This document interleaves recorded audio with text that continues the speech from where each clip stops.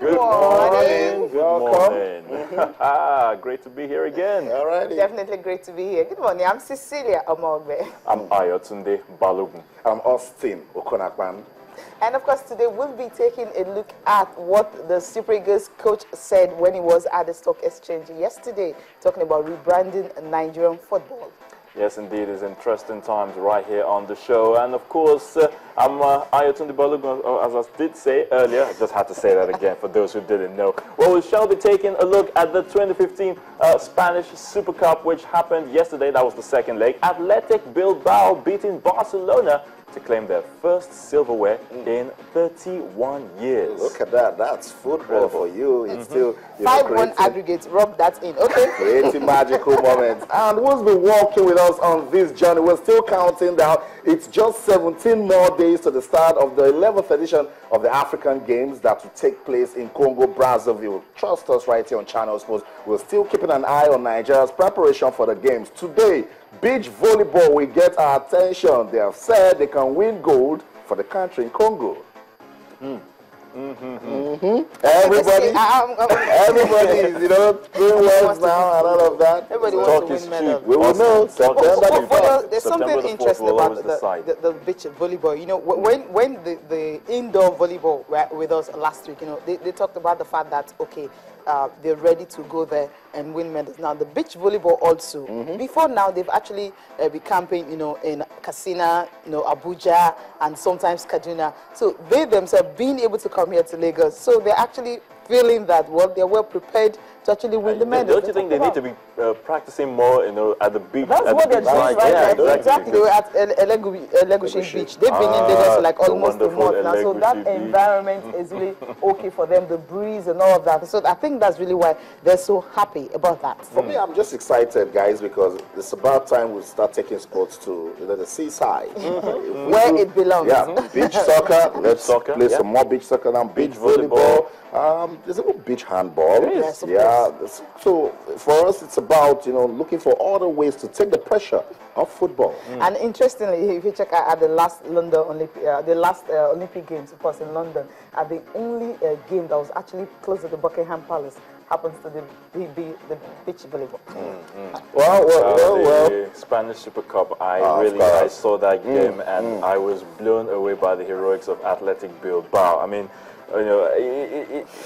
well, I wouldn't say it wasn't expected. Some of us expected it. If you saw the first leg, you definitely knew that these guys knew what they were going there to do to the new camp. It's not a place to get a result easily. That result was a product of sheer determination. Sometimes as a club, you look at the records and you say for 31 years. 31 years? And this is just within my grasp. All I need to do.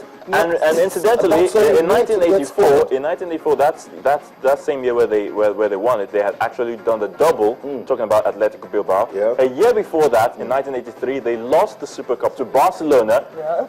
Years down the line, in 2009, they also lost again to Barcelona. So for them now, it's vengeance for them. Yeah. Sometimes you just need to win a trophy, to actually put your campaign back on track. A lot of people cannot push away Arsenal now the moment they started winning the FA Cup. I mean, doing it back to back now, you can actually see them as title contenders, no matter what's going on. You win a major trophy, everyone starts talking about you. FC Porto, when they won the UEFA Champions League. That's when we know there's a certain Jose Mourinho. He did a lot for a lot of players back in Porto. They give them lucrative deals and all of that. So winning sometimes is everything for a club to actually get established. Interestingly, there's actually a new way to cage Messi. Maybe 2-3 players just be around him, don't allow him to actually pass the ball to Luis Suarez. And of course, Luis Suarez will definitely be isolated. Suarez, I was disappointed with Suarez. He was isolated. And check what happened to Messi. He wasn't even allowed to even play his game at all.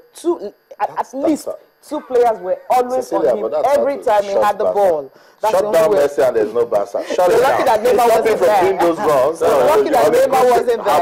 Neymar was there. Exactly. And then Neymar was there. And then Suarez on his off day. Suarez on his off day.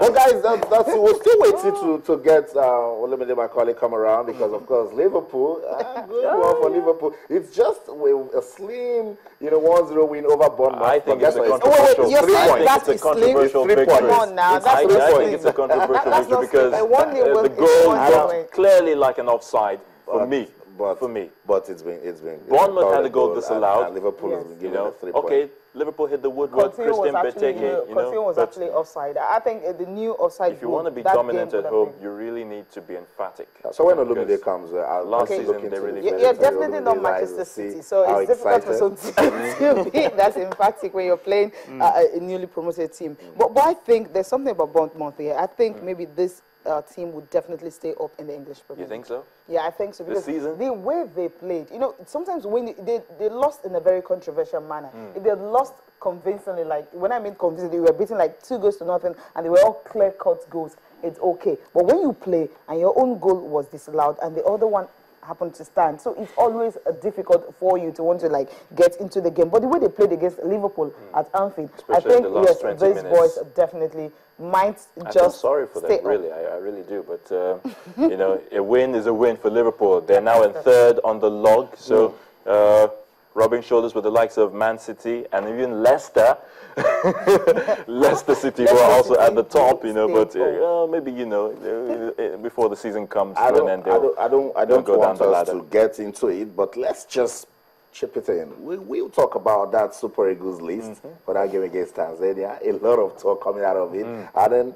Cecilia, you were telling me about the list. I kind of escaped it because I didn't know. I would have shown some words to Super Eagles coach Sunday Oliseh. I think what they did was, let's come outside, let's go to the stock exchange, release the list, get these journalists to come out there so that they won't get to talk much about it because they will not know what's going on. But I didn't say anything. I just said Liverpool League title. Okay, Liverpool League title. Yes. All right, let's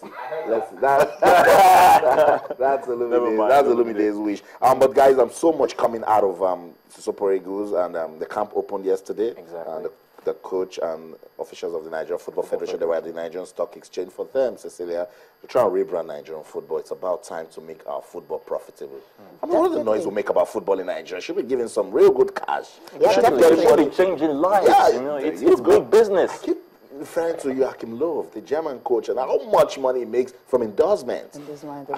I think maybe that's why they're actually projecting Oliseh. And if you look at him, he looks and tell him, just says, he speaks 5 different foreign languages and all swag. that. He has the swag, he's got everything. So you understand? So when you have a coach like that, you really want to use him as the face of the team. But I'm thinking, instead of using the coach as the face of a team, you can pick your best player and actually use that. I think they will definitely do that. Maybe they will do that. But right now, if you look at the Super Eagles team, maybe when he must have built the team, if you look at the squad now, usually it used to be Mikel Obi or Vincent Eyama or Osaze Odemige. These are the players they usually use, when they're talking about branding and, of course, sponsorship deals, merchandise and all that. But right now, you're having Sunday Oliseh coming in. And I hope with him actually coming in and being at the stock exchange, maybe more money is definitely going to come into Nigerian Football Federation. And of course, that money will also be used to develop grassroots football in Nigeria. It shouldn't just go into the pockets of the national team. And of course, using the money to actually bring in all the foreign-based players here. Also remember your ladies.